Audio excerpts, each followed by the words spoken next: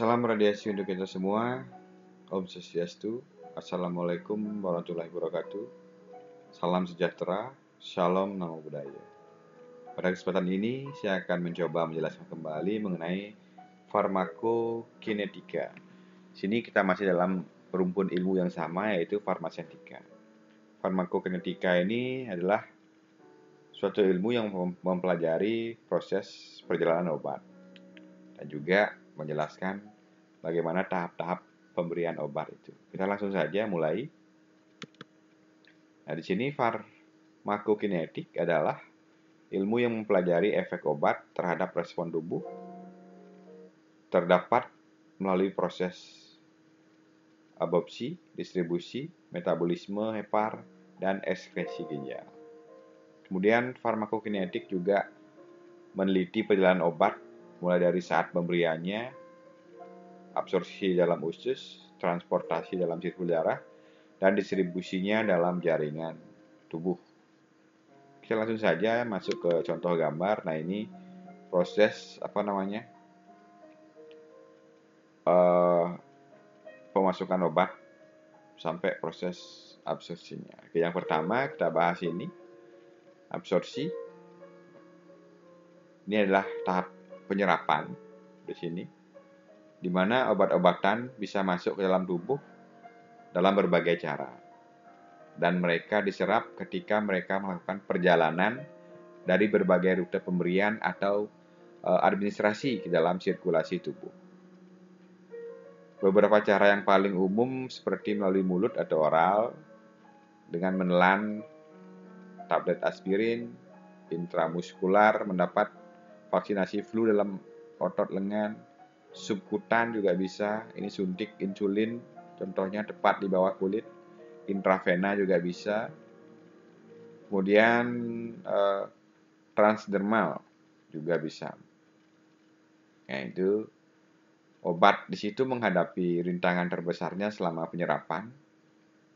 Ketika obat diminum, maka akan diantarkan melalui saluran pencernaan dan diabsorpsi melalui pembuluh darah khusus menuju ke hati, di mana sejumlah besar obat dapat dihancurkan oleh enzim metabolik pada saat yang disebut lintas pertama obat.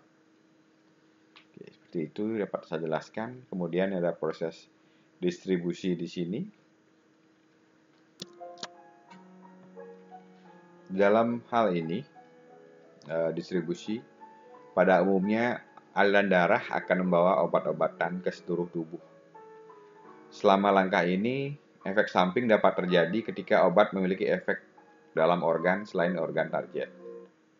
Untuk pereda nyeri, organ sasarannya mungkin otot, sakit di kaki, iritasi lambung bisa menjadi efek samping di sini. Banyak faktor yang mempengaruhi distribusi, seperti kehadiran molekul protein dan lemak dalam darah yang dapat menempatkan molekul obat terkait untuk membawa ke tempat yang dituju. Obat yang ditargetkan menuju sistem saraf pusat atau otak dan sumsum tulang belakang. Nah, di sini prosesnya tentunya akan menghadapi rintangan besar, yakni barikade yang hampir tak tertembus disebut penghalang darah otak atau blood-brain barrier. Nah, di sini blokade ini dibangun khusus berbentuk kapiler berlapis yang bersama-sama untuk melindungi otak dari zat-zat yang berbahaya seperti racun atau virus. Namun, para ahli farmasi telah merancang berbagai cara untuk menyelinap berbagai obat melewati penghalang ini. Itu para ahli farmasi telah merekayasa obat ini hingga dapat menembus sesuatu objek dalam tubuh yang akan dituju. Kemudian ada proses metabolisme. Nah, di sini setelah obat didistribusikan ke seluruh tubuh dan telah melakukan tugasnya, obat akan pecah atau dimetabolisme. Penguraian dari molekul obat biasanya melibatkan dua langkah yang terjadi sebagian besar di pabrik pengolahan kimia tubuh, yakni pada hati. Hati di sini adalah organ yang penting yang bekerja terus-menerus. Semua yang memasuki aliran darah, baik itu melalui jalur oral, injeksi, inhalasi kulit, atau yang diproduksi oleh tubuh secara alami akan dimetabolisme di hati. Kemudian proses biotransformasi yang terjadi di hati dilakukan oleh yang namanya protein dan enzim. Jadi tidak heran ya, minum obat tertentu maka warna urin akan berubah juga. Kemudian ada proses ereksi juga.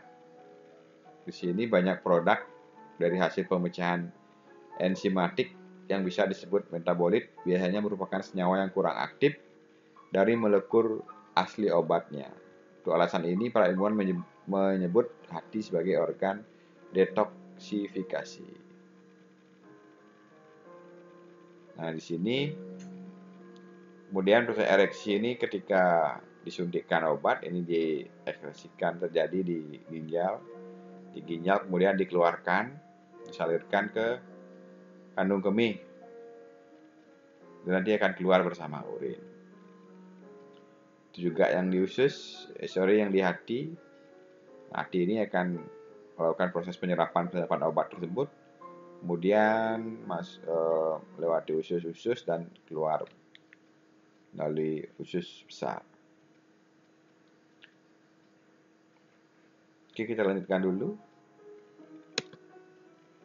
Nah, ini perlakuan tubuh terhadap obat terdiri dari proses transport, yaitu adalah absorpsi, distribusi, dan ekskresi. Dan perubahan metabolik atau metabolisme biotransformasi. Di sini kita akan membahas proses transportnya. Di sini adalah yang pertama absorpsi. Ini adalah masuknya obat ke dalam darah atau gastrointestikal, bukal, rektal, dan pulmonal. Kemudian ada distribusi. Sini penyebaran obat ke seluruh tubuh mengikuti sistem peredaran darah. Nah, disebut distribusi. Selanjutnya ada metabolisme. Disinilah transformasi struktur obat dengan jalan oksidasi, reduksi, hidrolisis, atau konjungsi. Sini hepar, eliminasi, dan detoksifikasi prosesnya. Metabolisme di sini. Kemudian yang keempat ada ekskresi. Inilah pengeluaran obat dari dalam tubuh, yaitu baik ginjal ataupun hepar plus kelenjar-kelenjar lainnya. Nah, di sini ada contoh gambar. Ini juga sama. Di sini proses-proses perjalanan obat gitu. Kita lanjut dulu saja ke bagian penjelasannya. Nah, di sini absorpsi usus di sini merupakan kelarutan lemak atau daya kelarutan air, derajat ionisasi, formulasi obat, ataupun keterdapatan farmaseutik. Kemudian distribusi reservoir obat, plasma protein binding atau molekul, dan tisu binding atau lemak, ada barrier, blood-brain barrier, dan placental barrier. Ada kemudian bioavailabilitas. Nah, di sini adalah keterdapatan hayati, proporsi keterdapatan obat aktif dalam sirkulasi sistem. Yang keempat, metabolisme. Hepar adalah alat detoksifikasi, mengubah struktur obat yang lipofilik menjadi hidrofilik sehingga mudah dikeluarkan dari tubuh. Ada ereksi organ juga, terjadi pada ginjal, usus halus, paru-paru, kelenjar, dan lain sebagainya. Kemudian masa biologi dan waktu paru, yang nomor 6. Nah, kita lanjutkan. Ini ada bentuk-bentuk sediaan obat seperti yang kita ketahui. Mungkin rekan-rekan juga sudah sering menggunakan obat, ada yang obat liquid. Nah, di sini solution ada suspension, ada spirit, ada emulsion dan lain sebagainya. Kemudian sediaan obat yang berupa solid, berupa pil ya, powder, tablet, ada kapsul juga. Kemudian obat yang berupa gas juga ada.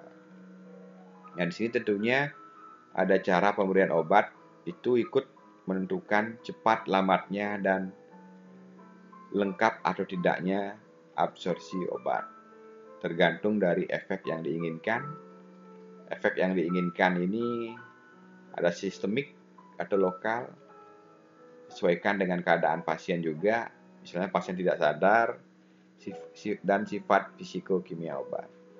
Jadi saya contohkan di rumah sakit, di ruang radiologi, ada pasien datang dengan kondisi tidak sadar, kemudian kita harus memberikan obat, ya kan tidak mungkin kita memberikan obat yang bentuk sediaannya solid.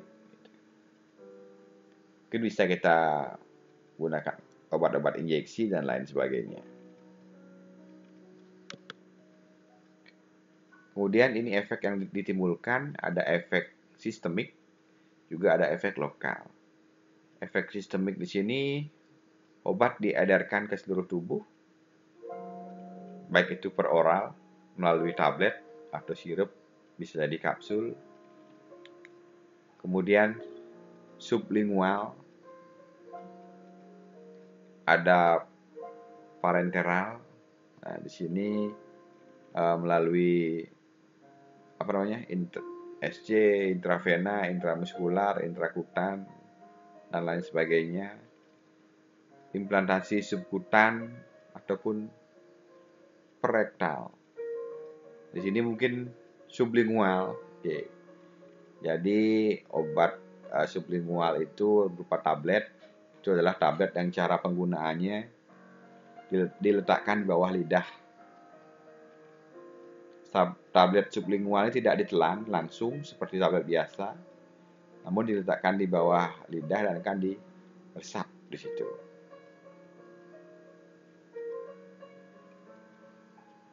Biasanya obat-obat semacam ini diberikan kepada pasien yang mengalami kesulitan menelan atau mencerna obat.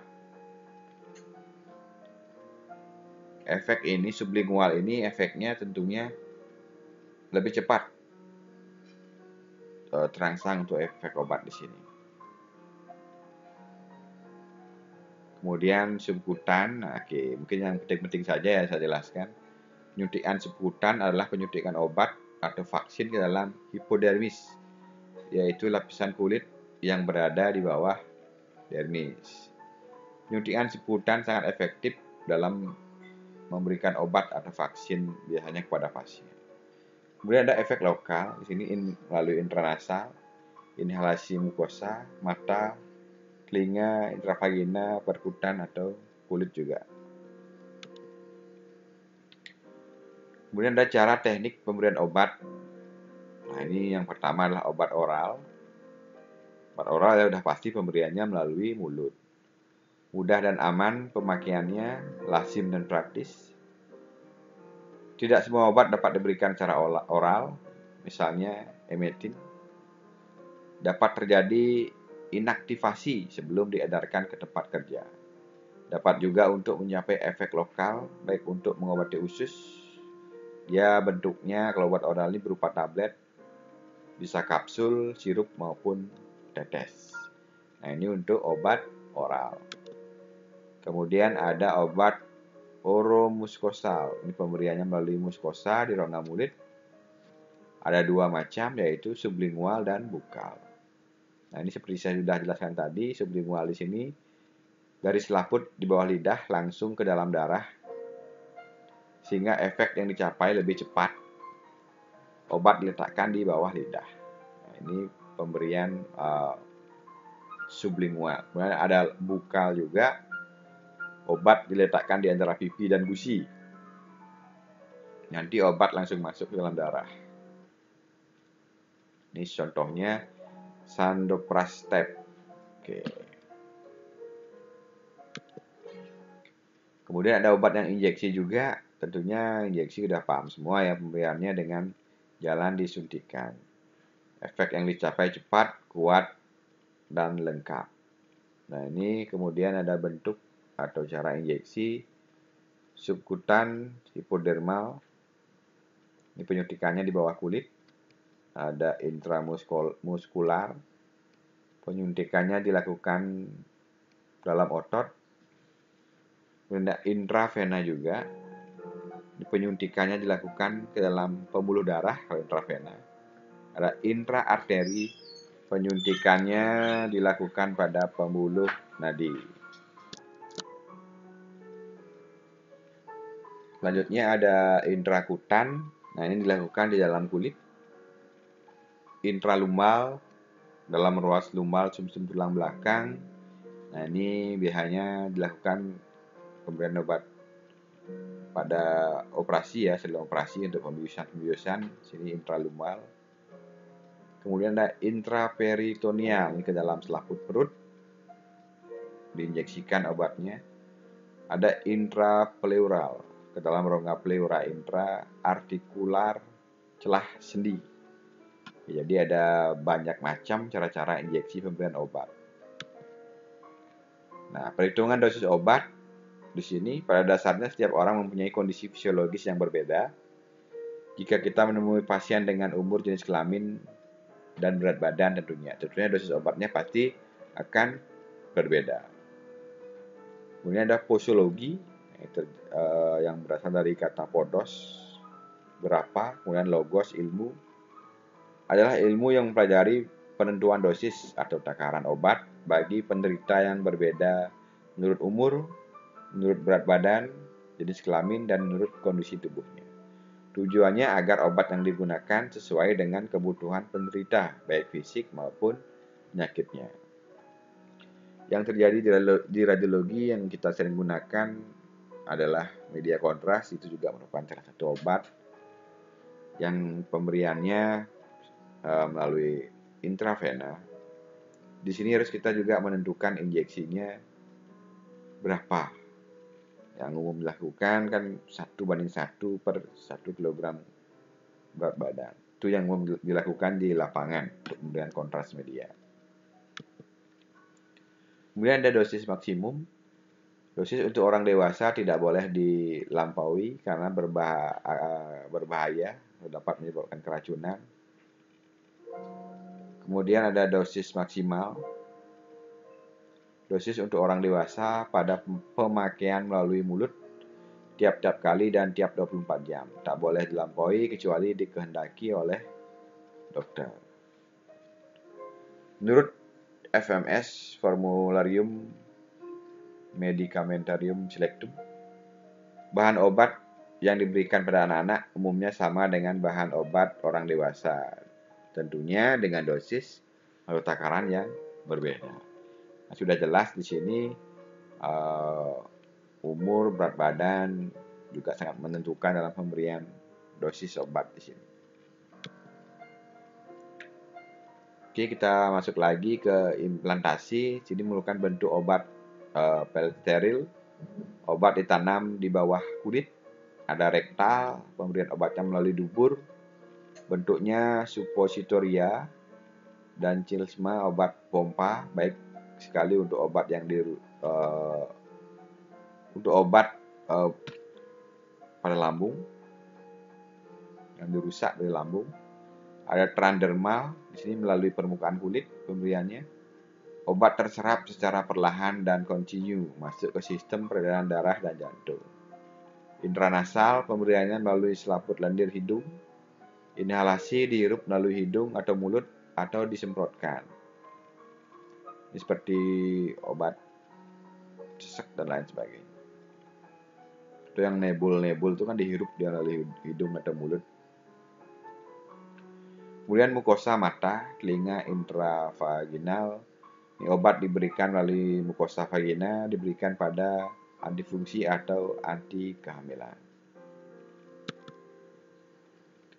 Sekian yang dapat saya jelaskan pada kesempatan ini. Jika ada pertanyaan atau ingin update bersama-sama mengenai ilmu farmakogenetika. Kita dapat saling bertanya jawab pada kolom komentar. Terima kasih atas waktunya. Salam radiasi.